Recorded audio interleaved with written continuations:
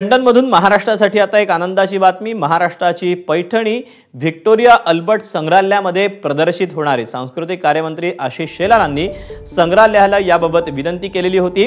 हातमागाच्या वस्त्रांच्या प्रदर्शनाबाबतही सकारात्मक चर्चा झाल्याचं त्यांनी सांगितलं आहे। विकेस येथील राज्य सरकारच्या संग्रहालयाला व्हिक्टोरिया अल्बर्ट म्युझियम मदत करणार आहे। सोबतच वाघनखं 3 वर्षांच्या कालावधीसाठी कर्ज स्वरूपात मिळालेली आहेत। अशातच ती पुन्हा माघारी जाता कामा नये यासाठी देखील दीर्घकालीन काळासाठी मिळण्यासंदर्भात देखील चर्चा झाल्याची माहिती आशिष शेलार यांनी दिली।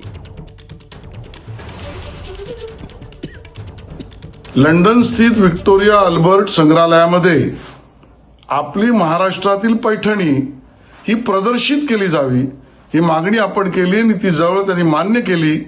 आणि यापुढच्या काळामध्ये आपली पैठणी आणि त्या संबंधित हातमागावरची वस्त्र यांचं प्रदर्शनही व्हिक्टोरिया अल्बर्ट म्युझियम मध्ये होईल या दृष्टीने एक वाक्यता झाली। आणि म्हणून महाराष्ट्राच्या हिताचे आणि सांस्कृतिक आपली यात्रा जगभरात पोहोचवण्यासाठीचे महत्त्वाचे निर्णय आपण घेऊ शकलो याबद्दल मला खूप आनंद आहे। आणि यानंतर बातमी आहे का